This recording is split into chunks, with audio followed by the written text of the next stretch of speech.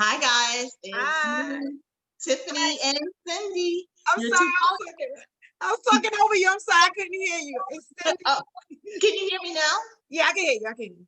Okay, perfect. I'm gonna start from the top. So guys, it's Tiffany and Cindy, your two poly chicks, and hopefully you guys are doing well. Hopefully um everything you're safe, you're sound and doing well. How are Yeah. you doing, Cindy? I'm doing okay. This is a nervous week. We're in election week, month, whatever it is. But I'm doing okay. Family's healthy, everybody's healthy, and we're prepared for whatever it is. Okay. Yeah. Well, that's the same. That's how we feel on this side. We're this, just so you know, guys, of course, we're pre-taped. So whatever the outcome is on Tuesday, it's just we're gonna continue with our democracy. That's That's the our plan. plan and our hope and our prayer. So we're going to switch over to our topic for today. So our topic for today is it was something that was on our mind for a little while, and we've been posing a question back and forth to each other. And one of the questions that we had was whether or not voting rights in America are taken for granted. And the other question that we had was why it takes so long for people to become involved in the process or to become active in the process. And what I found is that most people are more reactive than active. And it should be the reverse. It should be more people are active than reactive. And when I say reactive, it's when most people are milestone voters where they vote based on something that catches their eye. Like there were a lot of people that turned out for the first time when Barack Obama ran for the president. He was the Oh, first American. Yeah, he was the first African American yes. on a major ticket. So a lot of people turned out for him, and they voted in that election. The same thing is happening now with Trump. You may love him or hate him, but a lot of people are turning out based on his presidency and his legacy. So that's when I say reactionary, or not reactionary, more they react more than they act, and it should be completely different. So when we say action, that's something that should be going on continuously, and that's what we're going to talk about shortly, either in this video or the next video. We'll get to what's next, well, actually, in this video, we'll talk about what's next after you've already voted in the presidential election. So we had high voter turnout, record-breaking turnout. What's next? What's next in the voting chain? So, Cindy, what do you think? What do you feel about the voting and why people take so long to get involved in the process? We could pin it on a few. I know for me, I'm probably guilty of, and I consider myself slightly politically aware, but I think I can be guilty a little bit of not really remembering the level of government. So, and connecting it to my personal life. So the president is normally, we have an abnormal type of president now in that he's a lot in the face of media. But in general, we don't really see the president, on a daily basis in the past. So once we finish with that election, it's over. We voted for him. Let them do whatever they're going to do. On my daily life, what really matters is what's happening within my state. And so I think for people, they don't make the connection to their state level and their local city level. And I think I'm also guilty of that. Like, in other words, not really saying to myself, what offices matter? I know. And it's terrible. Like not really saying, okay, my city council, my this, my that. Not really connecting that, because the mayor, the governor, and the president are always, those elections are always in your face. You get the mail for it. You get the commercials for it. You get flyers. Everybody's talking about it. Vote, vote, vote. But when you see your local councilman or your district attorney, those kind of things, you don't see as much push for it. So I think that people are misinformed, underinformed, and don't care. Like on a normal, even in the last presidency, 2016, turnout wasn't what it is right now. And I think it's like what you said, it's polarized. And so when things are polarized, it's when people run to the polls. They say, I'm gonna vote. You know, Yeah. all these murders are happening, I'm gonna vote. All this crime is happening, I'm gonna vote. You know, I see my investments are being affected, I'm gonna vote. I don't have a job, I'm gonna vote. The economy bad, I'm gonna vote. But if we're doing well, people go, okay, you know, let those people stay in office. Yeah, and that's a big problem. Definitely. Big problem. That's something where I feel like we don't take our civic duty um as such as a civic duty. We should constantly vote in the primary elections, which usually I believe with the local they begin like advertising in sometime like March. You see it more. I saw it this year more than any time. Yeah, So for in the general, local. yeah, for the local, Yeah. for the primaries. I saw it a lot this year. I don't know if it's because we were in quarantine, so you're looking at things Maybe. more. I don't know what it is exactly, but this year I saw a lot more primary stuff going on. Oh, make sure you vote in the primaries. Make sure. But normally I don't really, you know, think about like the primaries. I do my Senate, my mayor, my governor, the president, and maybe if I see some vote, but you know what, Tiff, really? In my case, I could speak personally and probably applies to a lot of people. I feel like I don't know the candidate. Yeah, and see, that's what I was gonna say. When it comes to like usually they begin their ads sometime in March. So in March they begin talking about what they're running on, what their platforms are, who they are, how they are, what they would be if they won the nomination or the candidacy. And that's where it's up to us to take those actions, to take that action to begin educating ourselves on who those candidates are, because those are the people that actually affect your life on a daily basis. So your state and local government, we're seeing that now more than ever with the quarantine and with the pandemic that we're going through. Who's ruling over what we have to do and what we can and cannot do? The mask mandates, the quarantine, the schools opening or closing. Most of these people are elected officials. When you talk about your school board, when you talk about your local councilmen, those people are all elected to speak on your behalf and to advocate for you. So if you're not participating in all areas of the process, then you're not, your vote for the presidency doesn't matter. Yeah. It just well, it matters. I don't want to say it doesn't matter, but you're it's almost like you're cherry picking. You're taking one piece of the puzzle and putting it in and saying, okay, it should be complete. But no, it's not complete. You're missing pieces, right? You're missing a lot. You're missing something. And I could really say for the quarantine, what I really appreciated, whoever did it, mayor, I don't know who made the decision, but for our city, we don't have to move our car. Oh. And we don't have to get out. No alternate side. And guys, I don't know if you live in a state where it's alternate side parking, but in New York, you have to move your car from side to side for the cleaning of the street. Cleaning.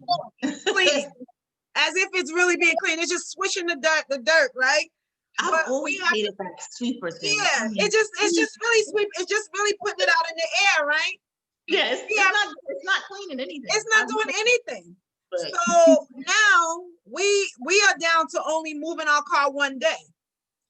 And that's great, so that I don't have to go out, you know, during a quarantine and find a parking space and have to walk around. So that's something I definitely have appreciated with whoever came up with it, with the quarantine. So that's a local issue, right? So whoever our local person was that made that decision, probably the mayor and somebody, the deputy, somebody another, they're having the wherewithal. But if they're a person that's in denial of this virus, they're going to make it like it's a normal day. I also don't have to get my car inspected. Wow. The DMV has given us an extension. They're like, you know, we'll just tell you when, you know, my car normally has to be inspected by August. And I got a letter back in March saying that's suspended until further notice. It's November now. November, and we still not having to do it. So I really appreciate that's local level things. You know what I mean? I'll be annoyed if I had to go to a mechanic with a crowd of people and have to get my car, leave my car there for a few hours to have them run it through. That's a Yep. great, you know, those are gifts. And that's something that's affected by your local politicians, your local lawmakers, your local, the people that put things in place that matter to your everyday life. It's just, and that's where we do not participate. I mean, every time I go to vote in a primary or a local, like, I mean, here in Palm Beach County, we vote for water conservationists. We vote for so many people, soil, I think it's water and soil, people that make determinations on so many little issues. We vote for those things. And I vote in all, I'm like we both are, we're politics nerds. So it's one of those things where I'm always involved in voting and participating in that. But even I feel like with the action, we focus a lot on voting, but like you said, educating yourself or those surround you on who the local politicians are, or local office holders are, and also participating in the voter registration drives, the poll workers. We had such a problem here because most of the poll workers are older. They're older here too. Here too, And they're they're older. susceptible right now. They're older. So what do you do? I mean, that's another way to get involved. And I mean, I don't know if you have all day. I don't know if the commitment is the entire day, but it's another way to get involved with the process and get the word out. But I don't know. Do you think it's more misinformation, more what do you call it? What's the word that I'm looking for? Not so much misinformation. I want to say misinformation. It's a combination. I think it's a combination of miss and none. Yes. So I think it's people tend to vote party line. So when they get that presidential ticket, they get the list. So they just vote straight, whatever. Straight this, straight that. And they don't take the time to look through who this candidate is or who that candidate is. I think that on the issues that you believe in. Right. Let's take right now the major candidate right now, President Trump. He says, I'm a Republican. So a Republican is saying, well, I'm going to vote for him because he's a Republican. Because I know the values of the Republican Party. I'm assuming he has those values because the party has accepted him as being a Republican. But then when you look at policies, is he a Republican? People said Barack Obama was a Democrat. But if you looked at Barack Obama's policies, they leaned more conservative. They were more to the right. He's not the traditional left Democrat. Right. But if you don't know like how the party's policies really are or like what they really stand for, you're gonna say he says he's a Democrat, then he's a Democrat. Yeah. He says he's a Republican, then he's a Republican. But if you looked at him, he had a lot of Obama in the old traditional time would have been more of a Republican. Yeah. But that would be something controversial to say because it's like, what you mean? Blah, blah, blah. No, you got to look at people's policies. And that's how our country was really founded on like how your policies ran and not who the person said they were, not your party. Not your party. Another shameless plug. We talked about party platforms in our last video, right? The last video. So voter space and party platforms. You guys can check it out if you haven't checked it out. Another shameless plug. I'm sorry. No. But I wanted you to talk about, me and you talked off stage about the person that you felt like, I don't remember who he was, but he affected y'all when the hurricanes were happening. Oh, well, it wasn't the hurricane. So there was a local councilman. There was a council meeting in Lake Worth, which is our local, not just the county or, like how you guys have Kings County, we have Palm Beach County, not the actual county, but the local city. Like we have the city of Lake Worth or Lake Worth Beach. So that councilman actually went to a meeting and they were voting on turning off the power in the middle of a pandemic in June when people just lost their jobs. And he had gotten so heated. I mean, he was just, and they said, oh, you're posturing for your constituents. And hell, I don't mind you posturing if you're advocating for me and you're advocating for what I put you in office for. So he basically was like, how are you going to turn off these lights when people are out of work, it's the Isn't that middle of crazy? their kids are home. It's so many different facets to the issue, and you feel the need to say, let's cut the power off. Like he really went in on them, and you want to see those that you vote for in your local elections advocate for you like that. And I think one of the problems is when we don't get involved with all areas of the process, the problem is people stay in office. I wrote down that the longest serving senator was Robert Byrd. He served from 1959 to 2010, 51 years in the Senate. 51 years. Can you imagine doing the same job for 51 years effectively in the Senate? But it's just, they don't have term limits. So it's just one of the things where you could just get reelected. And because people don't vote in those things, he's gonna get reelected. And if you look at what's his name? Joe Biden, he actually was a long-term politician. 40-something years. 36 years in the Senate. So that is a long time to serve and continuously. I feel like we need, anytime we're progressing as a nation, we need new blood in the process. But that's because it's so difficult for an incumbent. The incumbent is the person that's already in office. Yeah. So it's difficult for them to lose to a new jack. Yeah. Because they already have the party's loyal aspects. They have all the advertising. They have the money.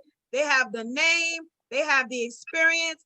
And people will just generally see this person and they'll be like, okay, Charles so-and-so, I know him.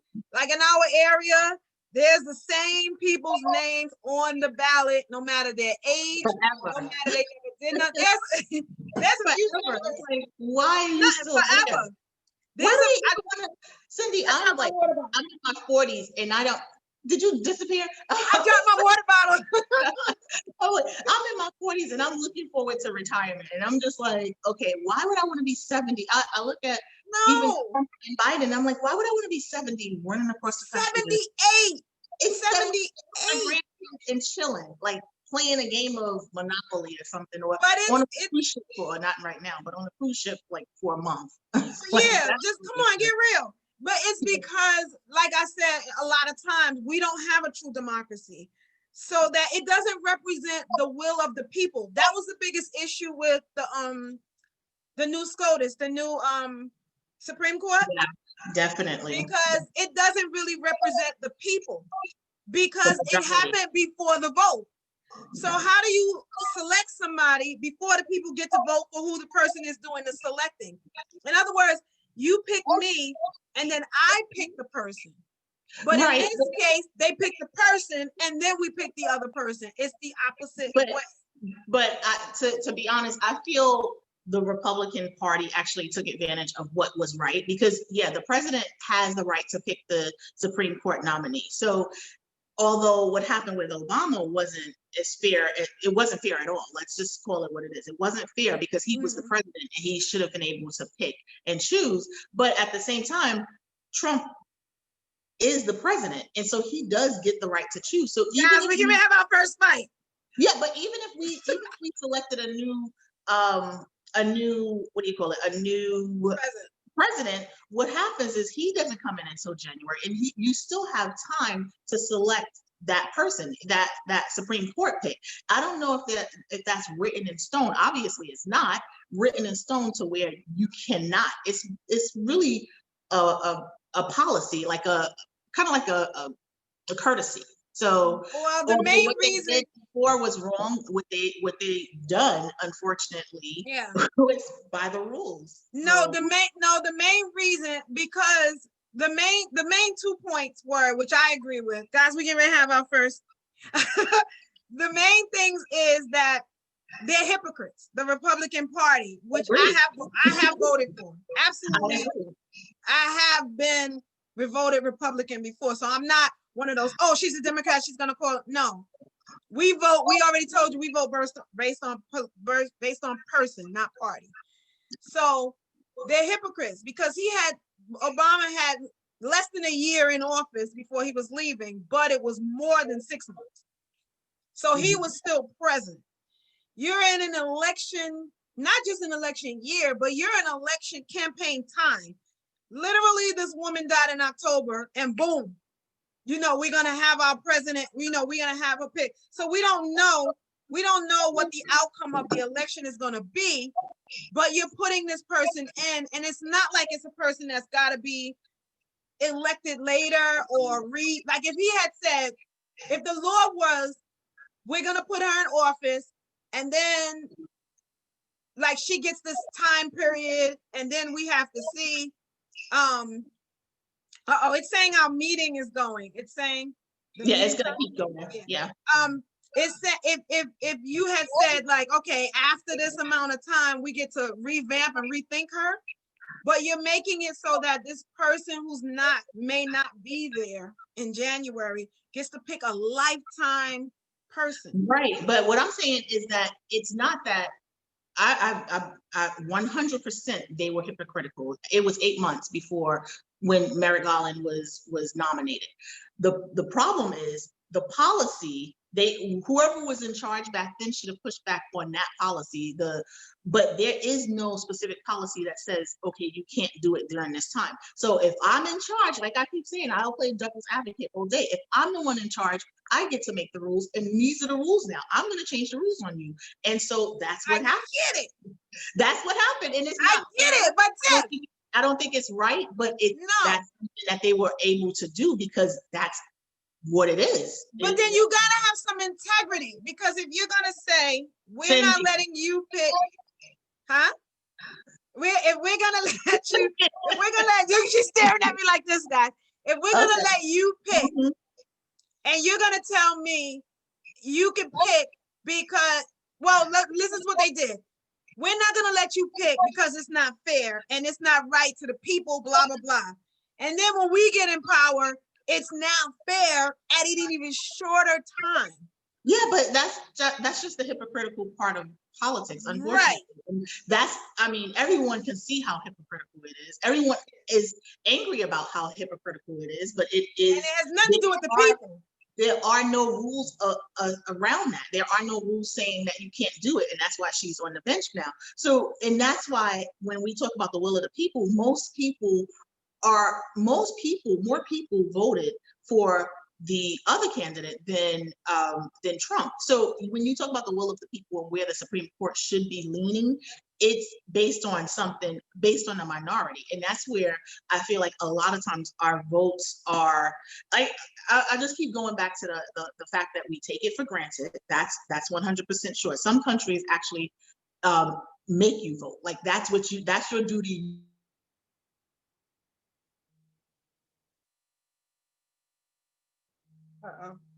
Did she freeze because it stopped taping? Or did she freeze because it's a problem? So I'll just say, I think what she was going to say is some countries do force you to vote. You have to vote.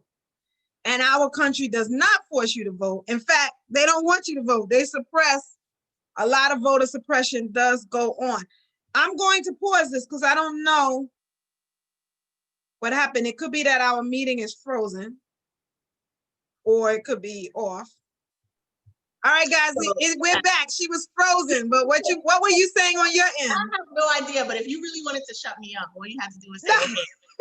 But what the only thing I was saying is that you said countries are forcing people to. There's some countries that force people to vote. It's your duty. You have to vote. That's what you have to do. You have to vote.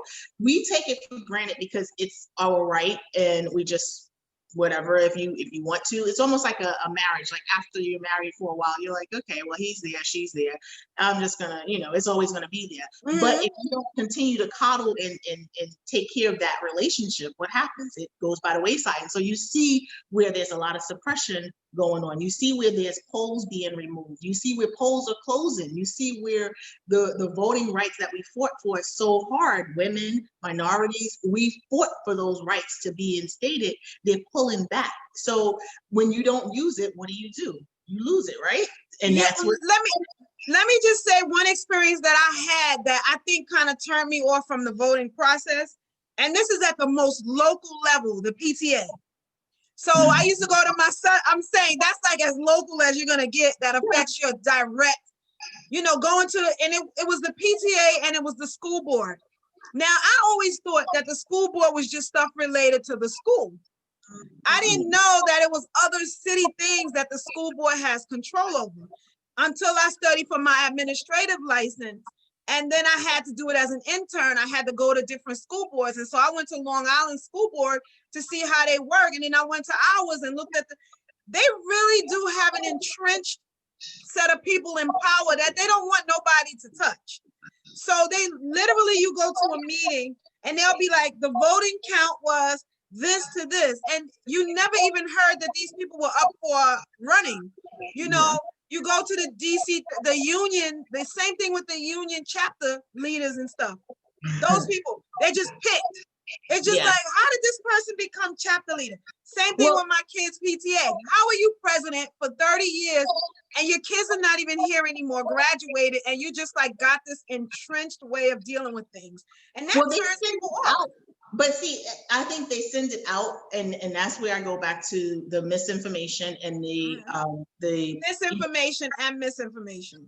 Right. So, and part of suppression, because we get, as part of my union, we get those little cards in the mail or those little notices in the mail that there's a person up for president and treasury, and I'll have to be honest, I don't vote in that. That's like okay, that's where my blah blah blah blah blah blah. I usually don't vote in it. I mean, I think I did it one time in my 25 years. Okay, so why don't you vote in it? I just don't feel like it affects me, and that's part of the. But in reality, the presidents of the chapters, I mean, really, I don't think or see where they affect my employment. They make the negotiations, I think, with the national. It goes like chapter, lower level, and then it goes national. So they make the connection between the national and the local. So, because I've worked with them, I know they affect us, but because they know people are not generally going to vote, the incumbent person, the person's name that's always on everything, is going to continue to be. We remember the person that was in our local, and his name was there forever. I liked him. I know, but he was there forever, and in some ways, it felt like they were all in bed together. So when you in these PTA, local council people, they all those guys that take care of permits. Like, do you know in New York City, block parties were like a staple of the city, right? But now that we are gentrified, our neighborhoods are more mixed. People have moved into our neighborhoods that are not used to block parties anymore. And do you know there's not a lot of block parties anymore? Yeah, I haven't seen or been to a block party. Yeah, so. Because we are now, these are things that people at the local level don't realize are happening, but the people that move into the neighborhoods understand it. And so they go down to the local city council people and they say the music's too loud, it's dirty, the traffic is blocked up, it's too whatever, and they complain, and now we don't have block parties anymore. So that's something at the very smallest levels, your PTA, your city council, your local people, your and that's what I was saying. We're going to get into that on our next. We're going to go into the meat and potatoes of who affects what in your neighborhood, like directly affects it. We know at the national level, with the stimulus and the quarantine, the senators are affected. Stimulus. Please talk about the stimulus. Please talk about the stimulus. Well, I don't even know what to say about it. I mean, they went home and most of them are living life as if nothing else is affecting them. But you have small businesses that are hurting. You have individuals that are hurting. There are people that are still out of work. So there's negotiations that need to be made, and they're not being made. So that's where you have people in there. Yeah, you have to have people in there that's gonna do the job and not be. But look at how unfair it was. So the House of Representatives, Nancy Pelosi and them put the bill on the table like back in whatever when everything first happened, and the Senate held it months and months and months, and then they went on vacation. But before they went on vacation, they confirmed this judge. Yeah. So they found time to really confirm a lifetime appointment to the highest court in the land, but they couldn't find any money for, They couldn't find the time. They couldn't find the money or the time. and Yeah. then that, somebody like Mitch McConnell, who's been in there for 30 years or whatever, says 35. Democratic states should file for bankruptcy. Yeah. And I heard a lot of people were on the news and stuff. A lot of minority businesses were complaining that even the stimulus package that was there, they either before it even came out, people had applied and so they got booted out, or they weren't eligible for it. So a lot of businesses have closed because of that. Yeah. Because of the way. So when you want to know what locally affects you in terms of your bank loans, Yep. that So really many will things. affect you. Yeah. You just Yeah. gotta, we're gonna talk about it, but we Yeah. just wanted to talk in general about it. Yeah.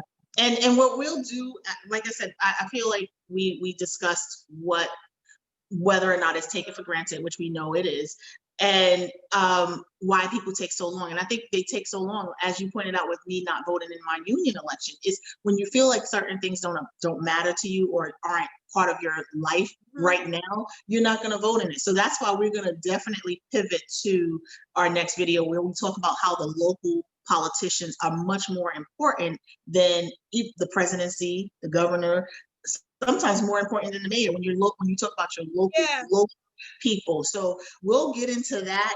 I wanted to, I don't know, I think that I have one more thing, and then we can, when we were talking about off stage, we were talking about cases like Breonna Taylor, Ahmaud Arbery and stuff, and how those cases are affected by the city that they live in and the district attorney for that area. So you vote for those people. So if you vote for somebody that decides that a murder is not a murder because they don't want to present it or whatever, and then we have all these rallies going on and protests going on about what Black Lives Matter and things like that, and we don't understand that's not a federal issue that happened there. Right. That's a district attorney for that area decided to not pursue, and they're the ones, they get to decide, which is why Cuomo in New York State made it so that the district attorney is independent. He made them an independent person, let them investigate anybody injured in the protest, anybody injured by this, and then you want to know, like, why do the cops still have qualified immunity? Why are they still immune from her? Those things are decided at your vote at the local level, not your president. He's already made it clear. I'm not concerned with that. I'm supporting the police department. So when you really want to run out and vote for the president, that's great. But we know a president is really the least of the most powerful entities in the federal government. He really is. He's military. He's the spokesperson. He's a spokesperson, foreign affairs and military. Yeah. He can't even declare war. That's the Senate. He doesn't even have the money. That's the Senate. Yep. He doesn't have the money. He can't declare war. That's why we have to get into that local part where we can talk about the policing matters, the civic matters, the stimulus package, and how those things, how the local trickles up versus trickling down. And I think that's something that we have to. That's interesting, right? Into. Yes, we have to get into that. And what I can say is when we say what's next is there's an election within the next 365 days. That's what's next. What's next is getting involved in, that being a part of the process, not reacting, but acting. So that's what's next. So we expect you guys to start getting ready for the next one. 363, 364 days. Yeah. So I have a question for you as we leave. I'm a person watching you right now and you're saying, get involved. And I don't know anything and where to start. Where would I start? Where would you start? I would say you would go to a local office. Most of us have those local congressmen. You'll see the flyers. You can actually go to when you want to see what's on your on the ballot. The ballots. We have the supervisor of elections here in Florida. Different states have different, it's either the Secretary of State. You can go to their websites and look at who's on the ballot and what they do. And then you can find their offices. You can actually go into their office and say, hey, I want to find out more. Can I set up a meeting or text? They usually have representatives or secretaries that'll take that information. So you can go and just, let them know you're interested in starting that process. Or there's a lot of organizations, civic organizations that can get you involved, and you don't even have to do the work on your own. You can volunteer for a civic organization. So there's a lot of ways. And when we talk about the next topic with the local, I'll have more information as to how you can get involved and who you can contact and get involved with. Yeah. And like I said, it could be time. Cindy, you said money. It could be money. It could be time. It could be just, it's a lot of opportunity. Your local community board. I know, like your community board, if you start at your school board for your area, and it's usually within the few blocks of your house, it's usually within a few blocks of the neighborhood. You could go there, and they always are talking about who's up for this and who's up for that. You can start right there. Your community board is where you can start if you don't know. And your board of elections. You could just Google for your city, board of elections for wherever you live, and you'll see all about who's up for running. Yes. So another good topic. So have a good one. Don't forget, if you need to contact us, or if you want to suggest any comments, contact us at 2polychicks, the number 2polychicks.com. We're on Facebook, 2polychicks. We're on Twitter, 2polychicks again. We're Instagram. You can follow us, friend us, subscribe on YouTube, and hopefully we'll see you next video. See you guys. Bye.